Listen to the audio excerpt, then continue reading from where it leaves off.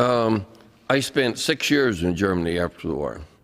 I spent 3 years down at the Munich area. I was stationed at Neubiberg there in Munich, and at Fürstenfeldbruck. So I spent 3 years in southern Bavaria after the war. I came back my second time in 1956 to Kaiserslautern at Simbach Air Base. And then I went up to Spangdahlem Air Base in the Eifel. And so I put my 3 years in, a short time at Simbach, most of it at Spangdahlem. So I put 6 years in Germany after the war. During the war, you had been a pilot, wasn't you? I was a ball turret gunner. Ball turret gunner. Yeah, little ball. I was 6'1" back then. I weighed about 180 pounds. It was made for a man 5'5", 5'6", small. I got shot in the face and head because I had to sit in it crooked. I was so tall. I had a 20 millimeter German fighter come through my sight that I'm looking through, and it got me in the face.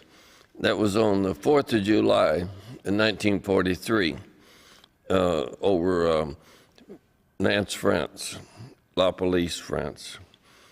And we was bombing the submarine pens there. So that was July the 4th, our holiday for American independence, that I got wounded on La Police, France. You had been at Schweinfurt also? I made in all, I was on my 25th mission.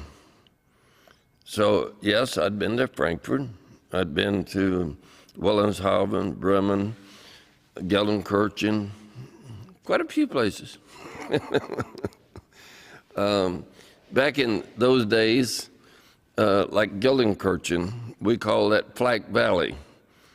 The Germans had real good anti-aircraft, and so we always called down through the Ruhr, we call that Happy Valley.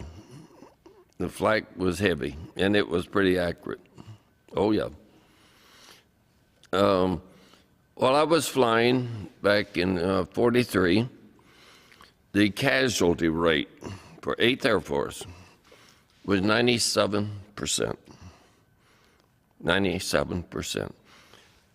In World War II for America, the 8th Air Force in England casualty rate was higher than the American Marines who fought all over the world in World War II. Their casualty rate was higher than our Marine Corps. And a lot of them, they fell in Germany. As a ball gunner, was it hard to deal with the German fighters?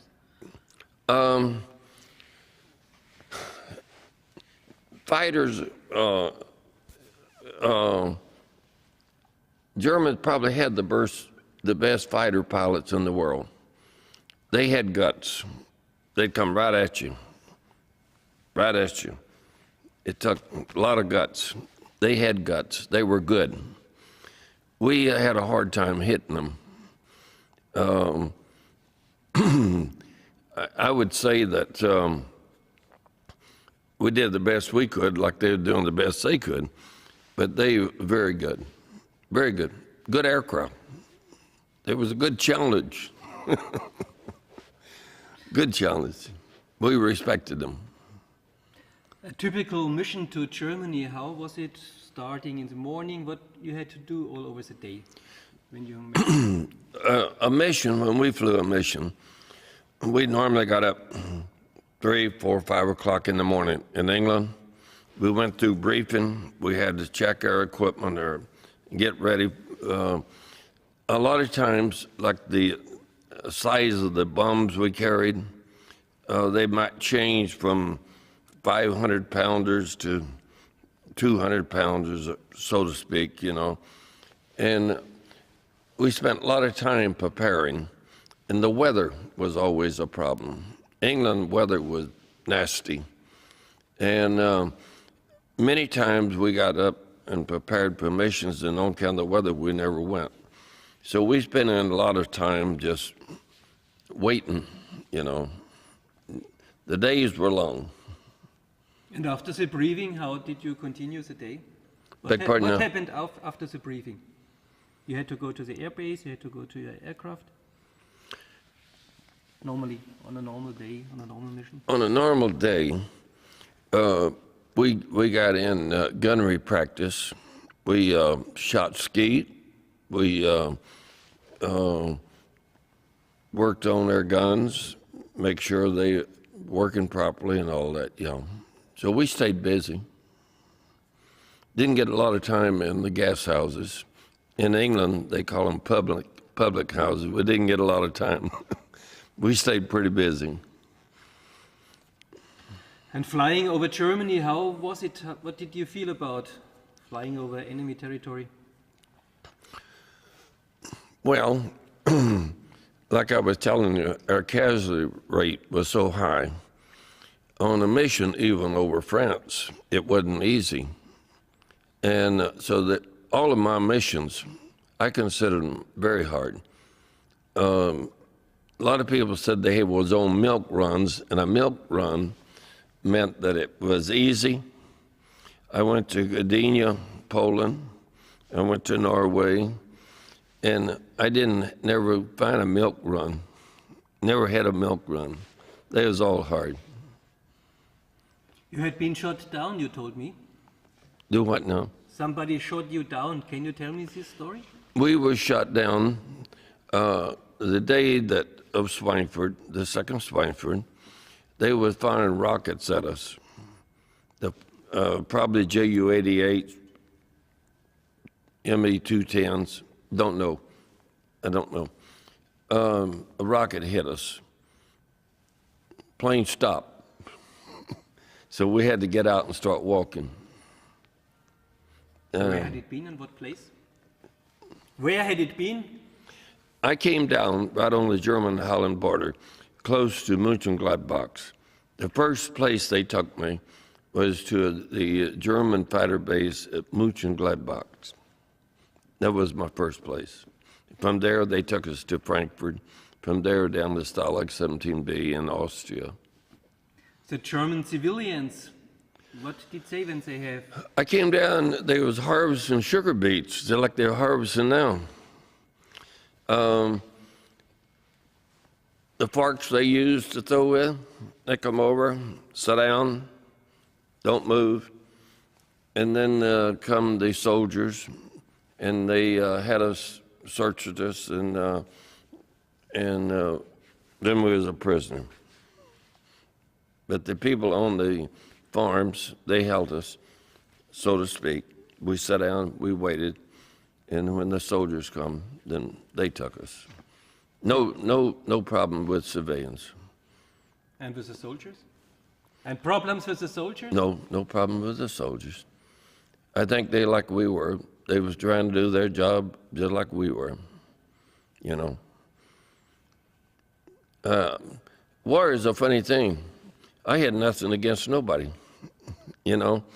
I was sent there because I was told to go there and do a job. And I think that's the way it is with soldiers in any war. You're told to do a job, and you do it the best that you can do it. You train where you can got a possibility of surviving, you know. But as far as any remorse or anything, no. But it's correct you had been flying over Schweinfurt. Not only did I fly over Frankfurt a couple of times. Schweinfurt, here. Frankfurt. Schweinfurt. Oh, Schweinfurt? No, I never bumped Schweinfurt. I was on my way, but I didn't get here. But Frankfurt, after I was taking a Kriegsgefangene, I sat in the railroad yards at night, and the British come. And it was boom, boom, boom, boom, right sitting in the Marston yards in Frankfurt. I went through a lot of bombing raids, a lot of them.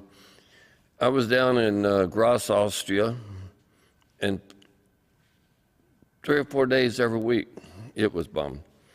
I was in Stalag 18A down at Wolfsburg, Austria. 2 or 3 times a week, it was bombed. So I went through many, many air raids. How do you feel on the ground when your allies bombing you? Like you, I'd look up there and say, "You sucker, get away, go away, go somewhere else." Don't stop here, keep going. Yeah. I was arbeiten in town where the bombs had bummed out the sewers of water, and we worked trying to help repair. And we worked until you could see the plane, you could see the bomb bay open, and then they'd tell us, "You're free to go to the shelter, run." So we run to find shelter. And I guess everybody did. But we worked right up, because you never know, maybe they would go on, you know. But once the bomb bay doors open, they let us, we was free to go to shelter. Everybody went to shelter. And you had been released by the Germans at the end of the war, or the Russians came, or what happened? I was in a prison camp after I escaped, and they brought me back to Stalag 17, which was at Krems, Austria.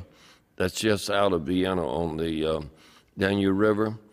They walked us from Krems to Braunau on the Enns River, and I was liberated at Braunau.